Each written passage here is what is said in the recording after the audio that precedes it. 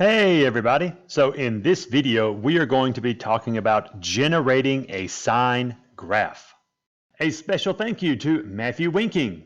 Matthew Winking is the author and sole contributor to the PDFs used in this video. If you would like access to these resources or to reach out to Matt, please contact him using the website link below. So before we get right into graphing sine, let's talk about what an oscillating function is. So anytime a function oscillates, or when anything in general oscillates, it repeats a pattern, and the pattern moves back and forth. So we're going to start talking about how sine is an oscillating function by looking at how the minute hand of a clock moves around the face of a clock. Now, instead of graphing it here, we have an interactive that we're going to use. So here we have the clock hand that starts at 12 o'clock. And then you'll notice that as the minute hand moves around the clock, these Y values are decreasing until we get to a minimum value, and then the values begin to increase again. As the clock hand moves around the clock, you'll notice how this pattern or this behavior is going to repeat as long as the minute hand is moving around the clock. So this is called an oscillating function. Its behavior repeats as it continues through the same behavior over and over again. So here we're going to demonstrate how sine does the same thing. So in order to begin this, explaining why sine oscillates, let's look at our values for sine. So what I'm going to do is I'm going to draw a circle here, and I'm going to construct a very generic, simple unit circle.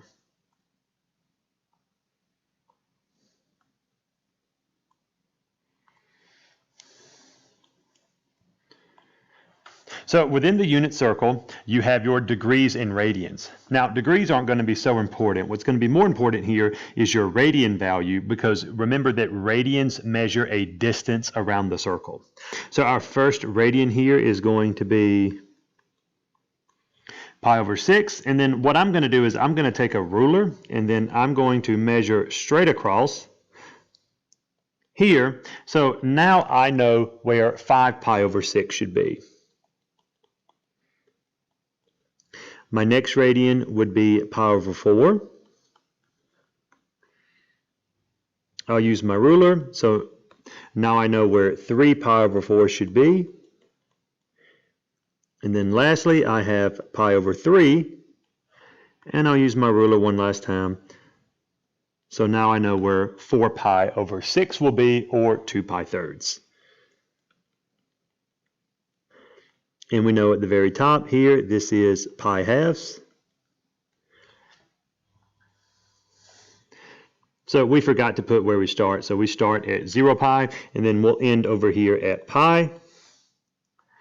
I can use the ruler and do the same thing here, except if I have it vertically down from 5 pi over 6, I know where 7 pi over 6 should be. 3 pi over 4.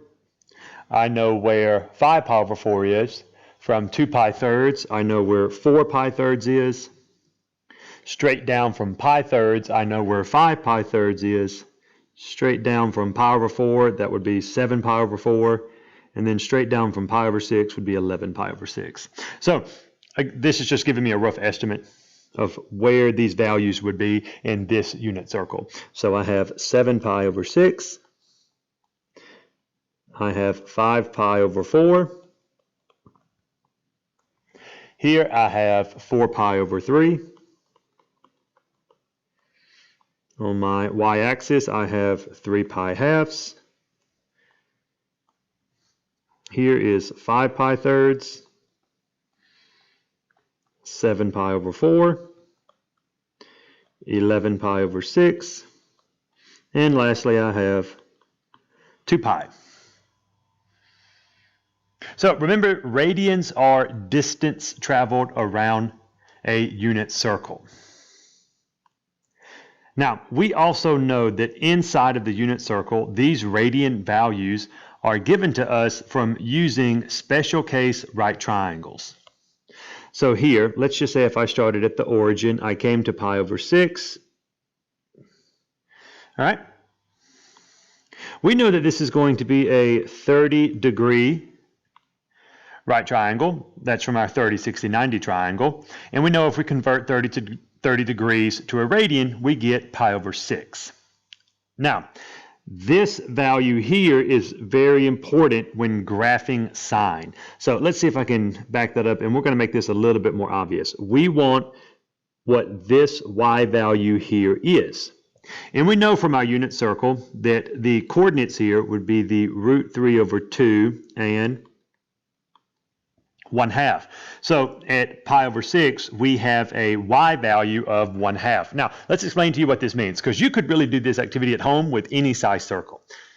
So let me come down here. Okay, here's my graph, and I'm going to come along my x-axis here with all of my radian values. So I'll start with my first radian, and that was pi over 6, and we'll just do quadrant 1 so that you can see what we're doing. So we have pi over 6, we have pi over 4, we have pi over 3, and then we have pi over 2. Now, since we are graphing sine here, let's go ahead and write this. We're going to say that this graph here, y, this f of x, this function is sine of x. So we're graphing sine. So from our unit circle, we know that at pi over 6 radians, we have a y value of 1/2. Now, let's say that you don't have these triangles. You're doing this at home, you're following along. You have something completely different. Just lost my circle here. All right. You can still take your ruler and you can measure this distance. Now, I know my ruler doesn't look exactly like yours, but it's arbitrary because it depends on the size of the circle you drew. So, for instance, let's just say that from the x-axis to pi over 6, I have a distance of 1 inch. So I can come down here to pi over 6, and I can draw a 1-inch line. So that would be the height. We're just illustrating the y values of this graph. I can come over here to pi over 4 radians, and we're going to say that's 2 inches. So I can come over here, and then we're just taking a guess, and we're going to say about 2 inches. And then I can come up here to pi over 3, and we're going to call this 3 inches. So I can come over here to pi over 3, and we're going to call this 3 inches. And then at pi halves, from the x-axis up to pi halves, we'll call this 4 inches. So I'll come over, and we'll call this 4 inches. Now, this is what sine is going to look like as you begin plotting the values. Now, you'll notice since we used our ruler at a 90-degree angle, so we had our ruler like this, 5 pi over 6 is going to have the exact same height as pi over 6, and 3 pi over 4 would have the same height as pi over 4, and 2 pi thirds would have the same height as pi thirds. So here what we can do is these measures that we have right here, pi thirds, that's going to have the exact same y value as 2 pi thirds. And that pi over 4, that y value is going to be the exact same as 3 pi over 4. And 5 pi over 6 is going to have the exact same y value as pi over 6. And then we'll come over here to pi. So I'm going to go up here with my ruler, and then I'm going to measure these out. So I'll find my distance right here at 2 pi thirds. Like we said 3 inches, 2 inches, 1 inch. If you're doing this activity and you're sketching it and you're trying to follow along, you can use a ruler or a straight edge, and then you can do those measurements. I'm going to go ahead and construct mine, and then you can follow along with me.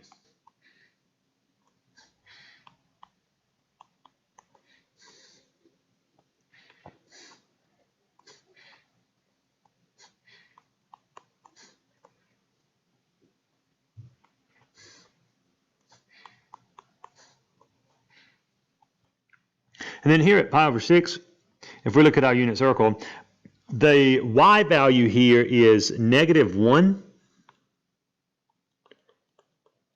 0. That's the coordinate, not just the y value, I'm sorry. So the coordinate here is -1, 0. So my y value at pi is going to be 0. Now what I'm going to do is I'm going to go through here and I'm going to measure the distance from the x-axis to get to 7 pi over 6, 5 pi over 4, and 4 pi thirds. Now, something you want to pay attention to. Let's say we have the coordinates here for 7 pi over 6. That's -√3 over 2 and -1/2. The y value here are negative because they're below the x-axis. We're in quadrants 3 and we're in quadrants 4. So on my graph here, I'm going to put my values below the x-axis here. So I'll start at 7 pi over 6, and then I will draw my segment 1 inch below.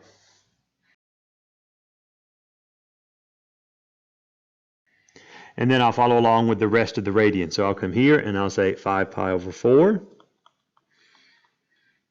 And then I can say 4 pi over 3. And then my last one here would be 3 pi halves. So we're doing the same thing as the first two quadrants. We're measuring this vertical distance from the x-axis, the vertical distance from the x-axis, and this vertical distance at 3 pi halves from the x-axis. And then what we'll do is we'll go along with 5 pi thirds, 7 pi fourths, and 11 pi over 6. And then we'll go all the way back to 2 pi. So we'll sketch the full graph of sine. So again, since you know what we're doing, you can pause and you can measure out these values on your circle, and then you can hit play to resume and follow along with me.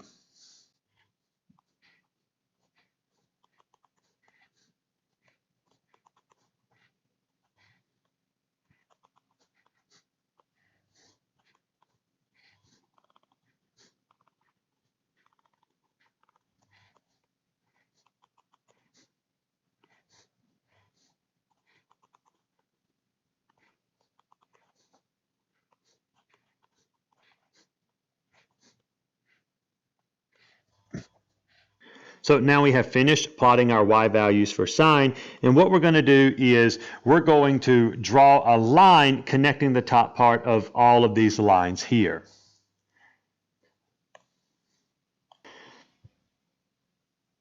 So I can come up here, we go to the top, we come down, we go through pi,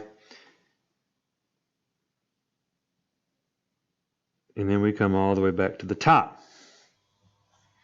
So now what we've done is we have sketched a period of pi from 0 to 2 pi. This is what the graph of sine would look like. And the reason that the values increase is because we're looking at the height of our special case right triangles. That's your 30, 60, 90 triangle, your 45, 45, 90 triangle. Here's a 60, 30, 90 triangle. Here is your the y-axis with the radius of 1, and then we go back to a 60, 30, 90 triangle, 45, 45, 90, and a 30, 60, 90. So that's where all of these heights are coming from. And then below the x-axis, we know that sine, your y values, are negative from pi to 2 pi. So that's why all of my values go down below the x-axis here. So this is going to be your graph of sine. This is why sine tends to oscillate the way that it does.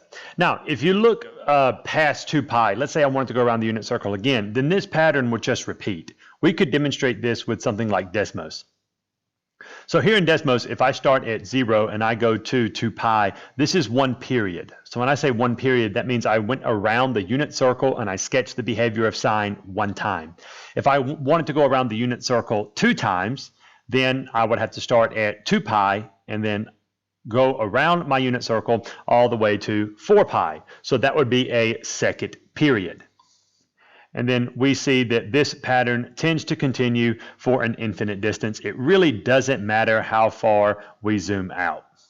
So this pattern will continue forever because I could continue to go around the unit circle an infinite number of times. All right, that's going to be it for this video. If you found it helpful, please make sure that you hit that like and subscribe button. If you have any questions, please leave them in the comments and I'll get to them as soon as I can. We'll see you all in the next video.